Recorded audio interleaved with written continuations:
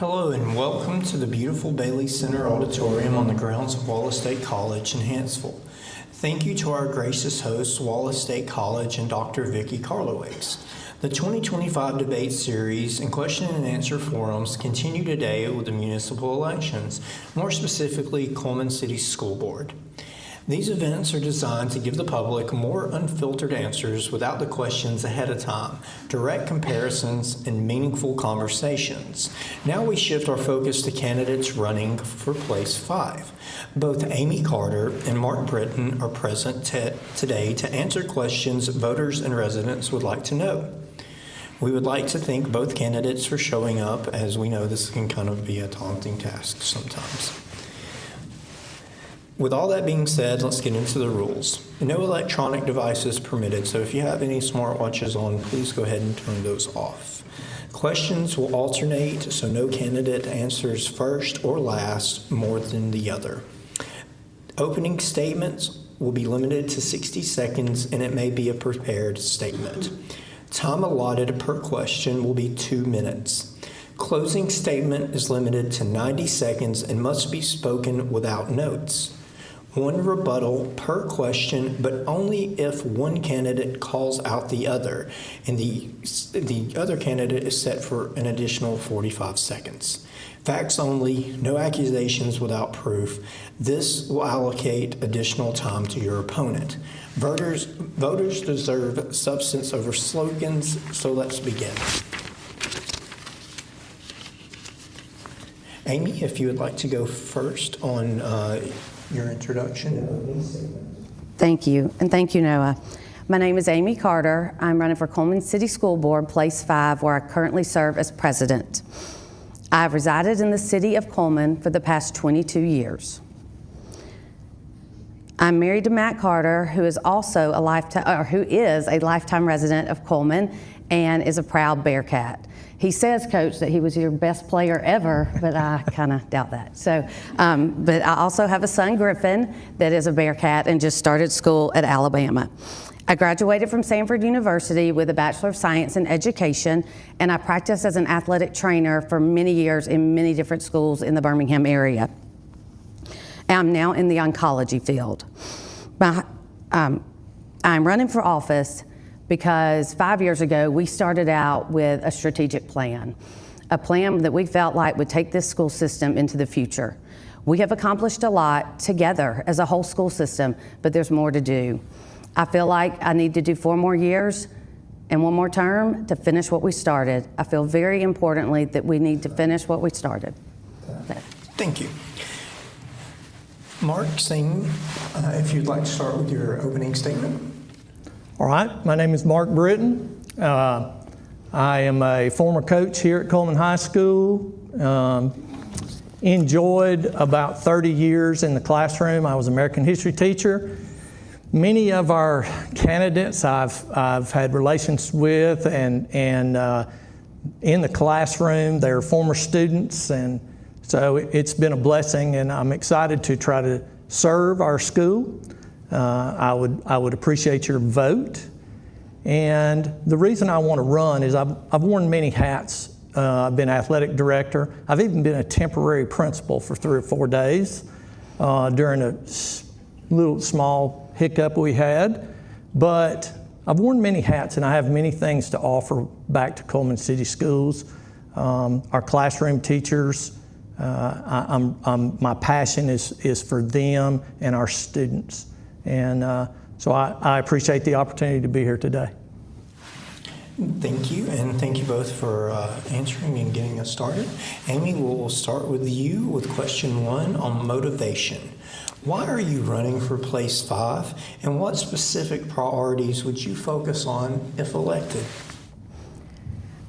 I'm glad I get to finish my opening statement where I ran out of time. I'm running for Place 5 again. As I said, we started out with a strategic plan 5 years ago. And that plan is not just building buildings, but it's also focusing on the inside of the schools as well. And I feel like we have done so much. We have all A's on our state report card, which maybe 15 to 20 school systems in the state of Alabama can say that. We have accomplished so much, but there's still so much more to do. I'm running for one more term to finish what we started. We are on an upward trajectory in this school system, and our students deserve the best, and that's why I'm running again for place 5 on the school board. Thank you so much for your answer. And Mark, the same question on motivation. Why are you running for place 5, and what specific priorities would you focus on if elected?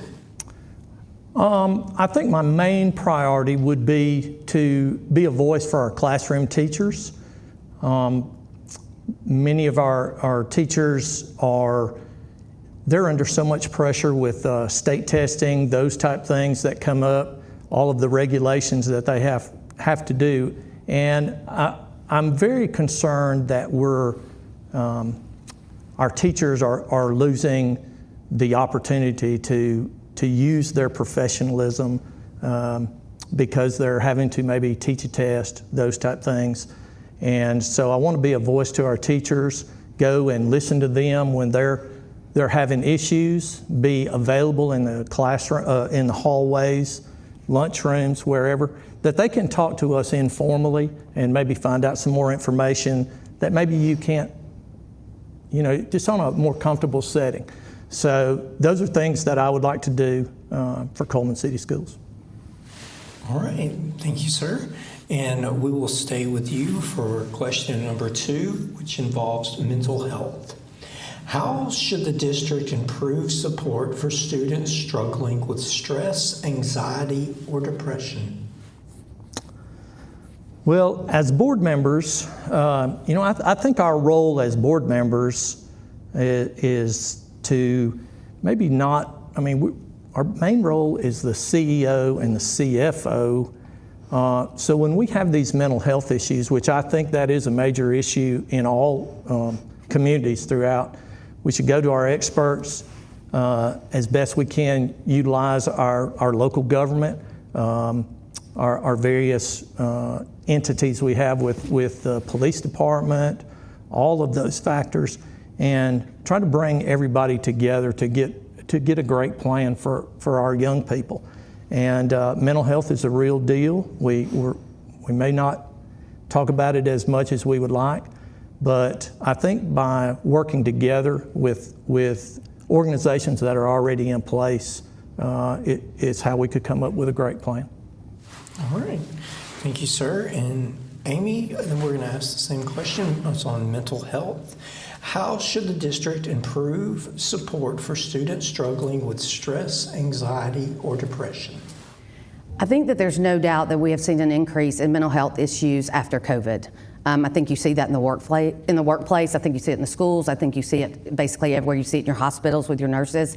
We have counselors at our schools. We do have a mental health counselor, and we have partnerships with resources locally where we can plug kids in when we see a need. Teachers are trained to look out for these kids that might be at risk. We have an anonymous posting on our website where somebody can come, like you talked about bullying and mental health. If a child has issues with that, they can anonymously post, and it will go straight to their administrator, and we will look after those children. So there are many ways that we are trying to protect the mental health of our children, and we realize that that is a reality now, and it is very important, and it is on the forefront of what we do, and we will continue to move forward with the resources that this board can provide for those students when we see an increased need. Thank you so much for that answer. Amy, we will stay with you on this next question, which is on inclusion. How can Cullman schools ensure that students from all cultural, economic, and learning backgrounds feel included and valued? I've always said that there's a lot of things in life that aren't fair and that aren't equal, but I do feel like in a public school setting, every child should be equal. Every single child should have the same supplies. Every single child should have the same teaching opportunities. And I do feel at Cullman City, we really do a good job with that. I do think that combining East and West is going to help with that, because I think there was a divide with children. When we came on this board, we were more of a system of schools and not a school system. And I think it is great for our children to not be separated between second and fifth grade. And so I think that that's so important in how we make sure that all these kids are equal. I also think at the high school level, there's so many opportunities there. If you don't want to go to college, if you want to go to college, if you want to be in a medical profession, those opportunities are out there for every single child, regardless. And those opportunities are some that they might not get otherwise in other school systems or in life. And so it gives them a head start. These kids are going to be able to come out of school now at that high school, like we talked about, making a living wage, a great living wage, just because of our STEM program. And that's something that other school systems don't have, and every child has access to those opportunities. Thank you for your response. Mark, we'll move to you. Same question on inclusion. How can Cullman schools ensure that students from all cultural, economic, and learning backgrounds feel included and valued? Well, I think the first thing we should do is get all of our teachers to collaborate, bring all of the experts in all of our various, whether it be the elementary, our principals, and guidance counselors. Bring everybody together. You may ask my opinion, and I'm just going to tell you I'm not an expert on those type things, but I am an expert on teamwork, getting people together, working together. We cannot make mistakes with our children. Children are so precious to us. They're, that's what we do. We do everything we can to protect our children and give them great opportunities. And I think with that type of collaboration with our administration, many things already in place, that getting these folks together and talking about it is how we would best set a plan for our children.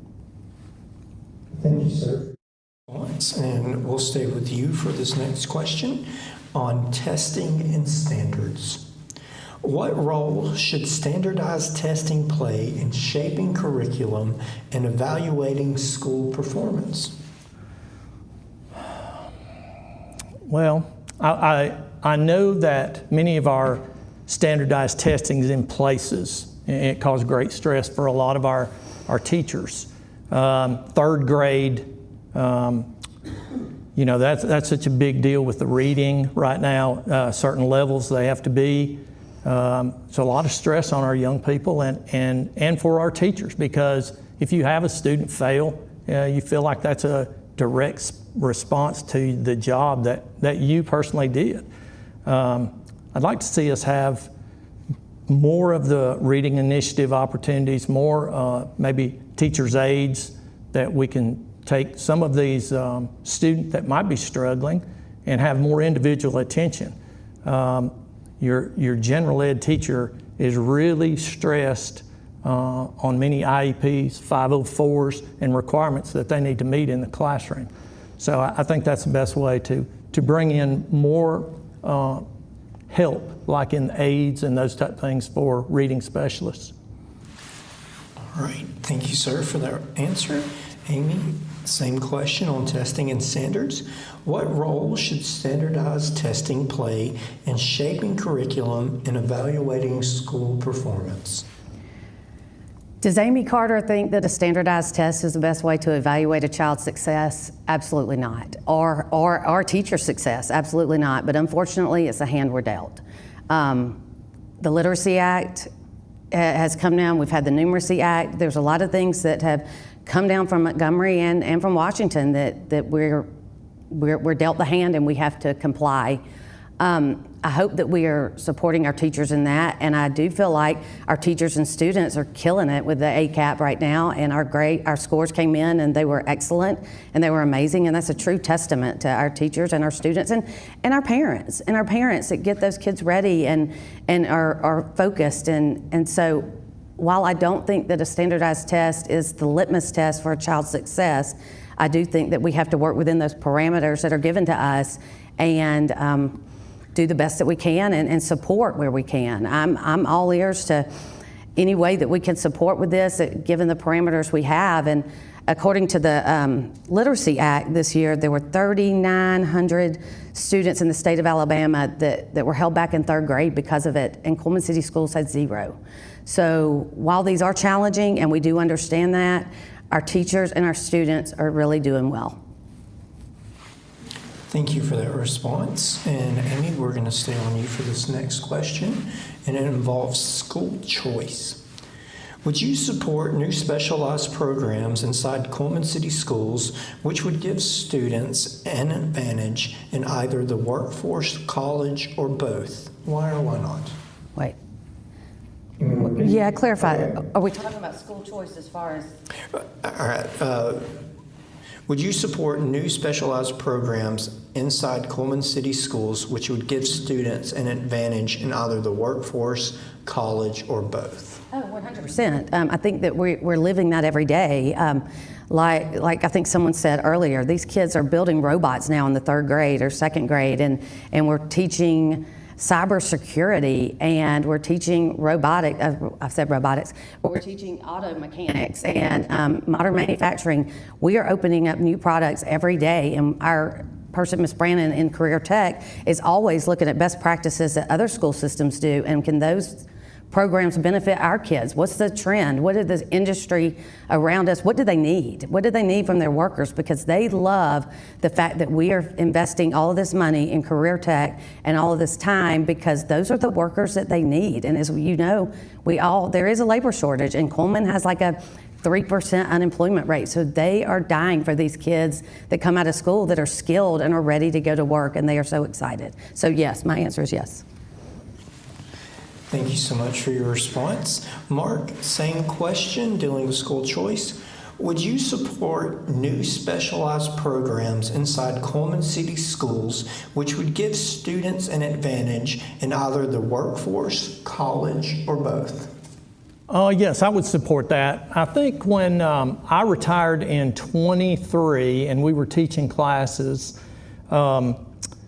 we had a report come across that teachers today that are teaching, the students that you are teaching currently, and this was in 2023, that about 30% of those students are going to retire from a job that has yet to be created because of, AI and various things that are coming up. So you have to prepare your students to be able to adapt and to learn and to seek out, new challenges.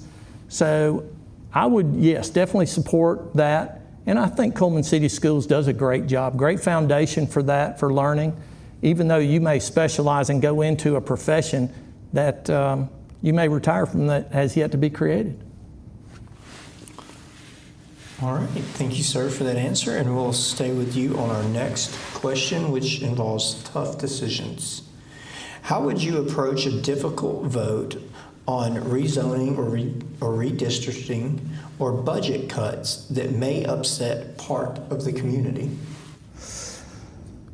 Well, like I said, I was a football coach for a long, long time, and a lot of decisions I made, especially on Friday nights in front of a crowd, wasn't always popular. I hate to say that, but we made some choices where there were some, various problems. Redistricting, I know this may come up with East and West merging, and I'm sure there has been a lot of discussion on that. Right now, moving the 6th grade up to the middle school is. There's going to be more traffic issues. There's a lot of difficult questions that need to be answered. I think we're doing as well as we can, but I would always look for better answers. Again, bring the experts in. Go to your principals primarily at those respective schools, and then go to the teachers and make yourself available for new ideas, because a lot of times their ideas and things they're dealing with, they're like the fathers of invention on some things to get these answers that you need. So as a board member, we need to be available for that. But difficult answers, difficult questions, I think if we are transparent, bring everybody in, have conversations, whether it be a board meeting, I think those are the ways to reach out to our community and try to get the answer that best fits our community. Thank you, sir, for your answer. And Amy, we'll move to you. Same question on tough decisions. How would you approach a difficult vote on rezoning, redistricting, or budget cuts that may upset part of the community? I think open communication first is very important. Most people in this school district have my cell phone. If they don't, we can give it out to anyone. I take every call, I take every phone call, I'll meet you for coffee. I'll sometimes just have a phone call. I will explain any tough decision to the extent that I can. Sometimes we have to make tough decisions as a board that we simply cannot talk about. Sometimes if it's a personnel decision, that person has privacy rights, and so we can't talk about those things. But other tough decisions, when it allows, I would be happy to talk about those with anyone. And then when you said tough decisions are tough, maybe sometimes the board doesn't always agree, and that's where you just seek to understand where other folks come from. And I would always say, help me understand where your thought process is. And then sometimes I say, I didn't even see it that way. You're right. Sometimes I say, you're crazy. I'm right. And so it just kind of depends. But you have to have mutual respect, and you have to listen to your constituents and know that tough decisions have to be made, and we stand behind them and sleep well at night. Thank you for your answer. And we'll stay with you for our next question, which is involving industry partnerships. What opportunities do you see for Cullman schools to work with local businesses in preparing students for the workforce? We are currently doing that now with several different local industries in town. The hospital, we also have partnerships with all the local universities within probably 100-mile radius, but I think we just need to continue to strengthen that. And like we said earlier, ask the questions to these local industries when they come into town, because we know that Cullman is growing. And when they come, what do you need? What do you need? We're building this huge STEM wing. Are we in the right direction on the needs that you're going to have in the next 5 to 10 years? Because we want to be able to provide you with those workers and the people that you're going to need. And we may be way off and might have to pivot. And we might have to change something in our STEM department that we didn't see coming. But like Coach said, some of these jobs haven't even been created yet. So we work with them on a 5 and a 10-year plan. And what does that look like? And how can we best service your needs? Thank you for that answer. And Mark, we'll move to you. Same question. Industry partnerships. What opportunity do you see for Cullman schools to work with local businesses in preparing students for the workforce? I think we have great opportunities. I think the STEM program, it is a very productive program and will answer a lot of our upcoming needs, I think. Again, our principals are the folks that I would rely on in that regard. So many jobs coming open, whether it be robotics, Ray Hall down there, they have a lot of robotics. A lot of things going on with our Walmart industries, truck driving. We've got so many businesses in that regard. There's just so many opportunities for our young people that may not all want to go to college. I do think that, as alluded to earlier about some of the jobs, plumbers, those type, electricians, those type things. I do think that we should incorporate some business for that situation, give them a business background to have their own businesses. And so I think those would be things that I would really push for and be open to ideas incoming from our local industries. Thank you, sir, for your response. And we'll stay with you, Mark, on this next question involving special education. What changes would you make to better support students with learning differences or special needs? I'm open to any ideas that would help the child. In the classroom for 30 years, we've personally had so many children in our classrooms. Excuse me. I've had children that were legally blind. I've had children that were deaf. We wore a microphone. They wore an instrument that was on their head, just like a communication. so many adjustments we've made for special ed. When we set standards out there, no matter what the standard is, there's a child out there that cannot meet that standard, whether it's to walk up these 2 stairs, whether it's to make this grade, reading level. And we've got to accommodate that child and make that child confident to be able to reach these new goals. And so our special ed, we've had such great workers in special ed that I personally have worked with over the years. Great parents, and these parents just want opportunities for this child and these children. And it's been a soft spot for me personally in the coaching business. We've had so many kids help us on the sidelines and do what they can. And I love the inclusion, because at the kids at the high school age that I had 30 years working with, just the interaction between those kids, it was great. So the more opportunities we have for our special needs children, I'm 100% for that. Thank you, sir, for your response. And Amy, same question on special education. What changes would you make to better support students with learning differences or special needs? What changes? I think we're seeing, especially even post-COVID, that area is growing.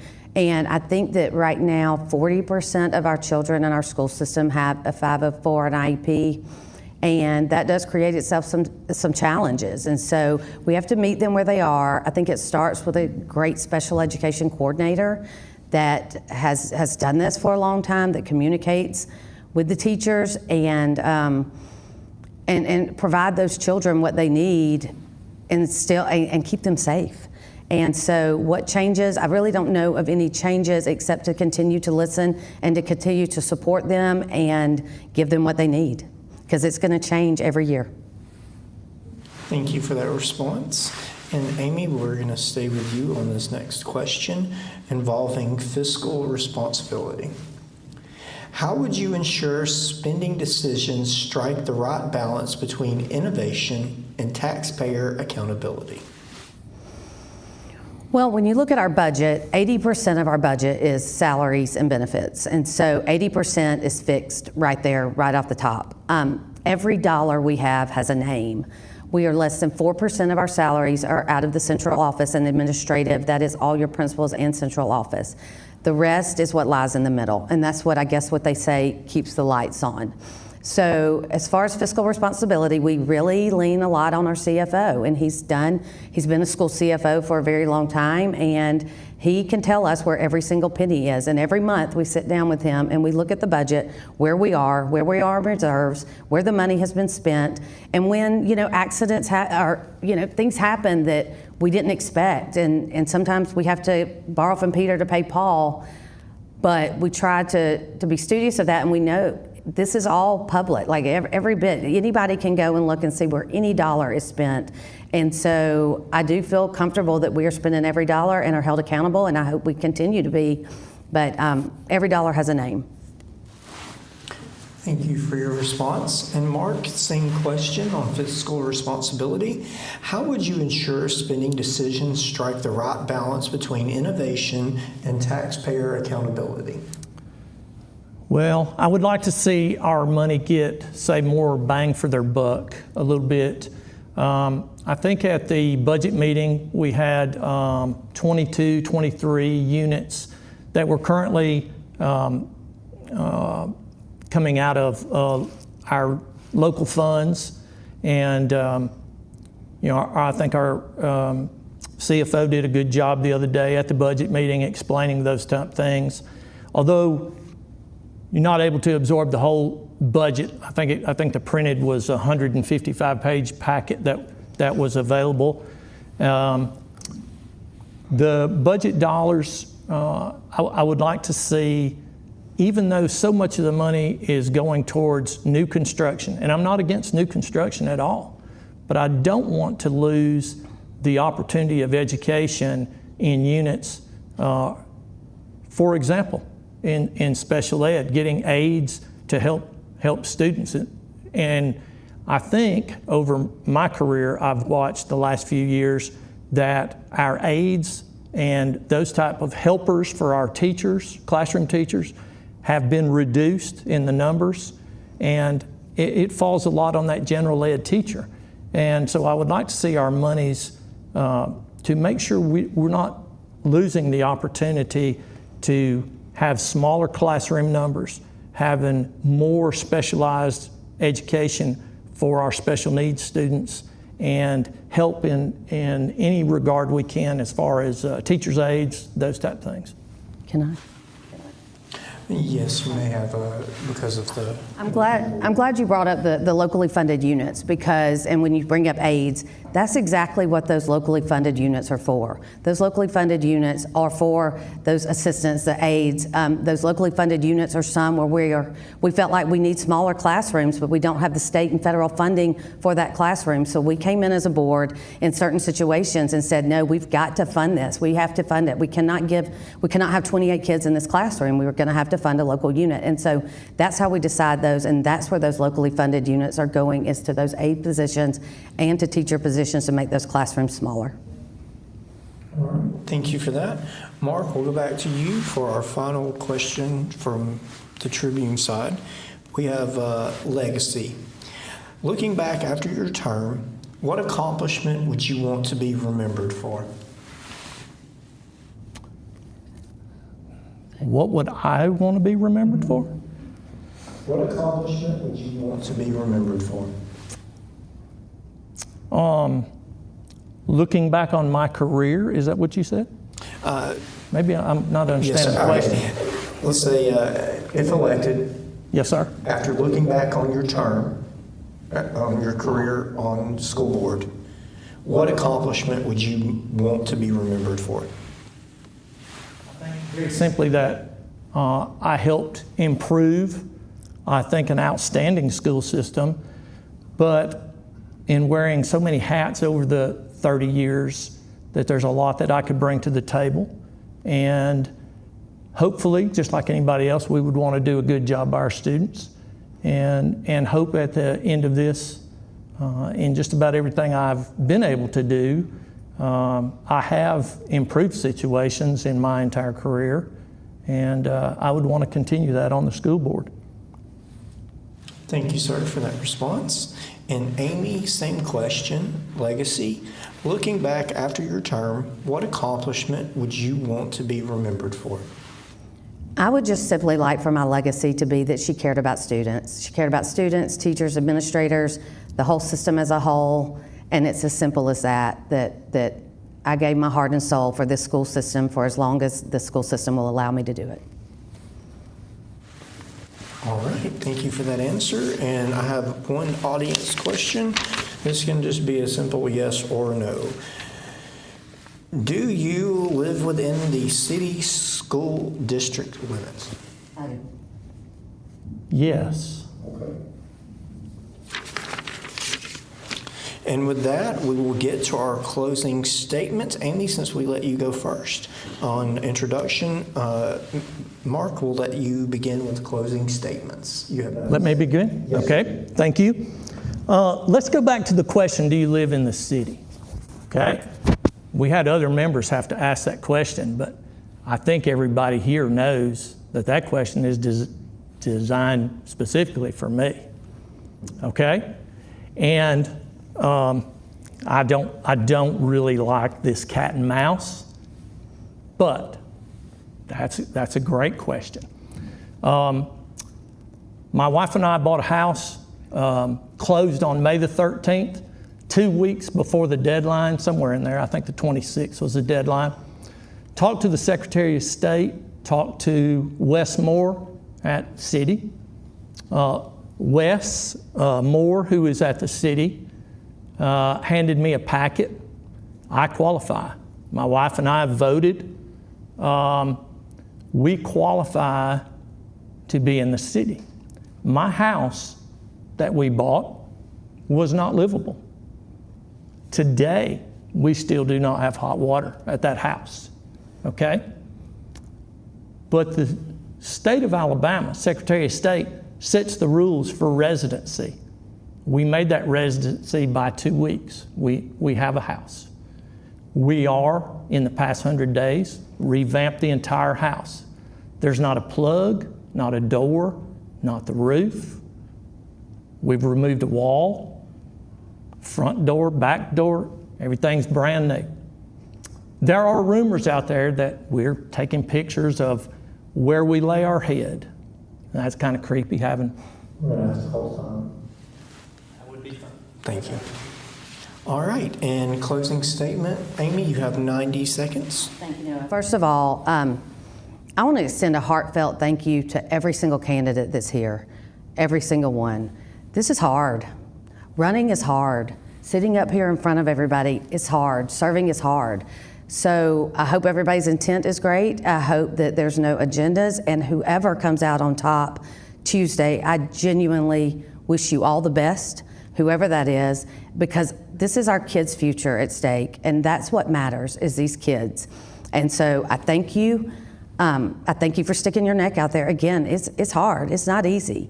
And so thank you. And that being said, I think, I've already said I'm running because I want to finish what we started. I have a heart for the school system, and on August 26th, I would humbly appreciate your vote. Thank you. Thank you so much, and I want to thank you both for coming out and coming up here and answering our questions. I know this is not the most ideal situation for most people. This is part of an election, and we want to thank Dr. Karlowicz and Wallace State College for allowing us to be here and being great hosts for these debates. We want to thank all the candidates who came out today. We want to thank all of the people in the audience and everyone who is watching at home. Thank you for being involved in this. And remember to get out and vote next Tuesday.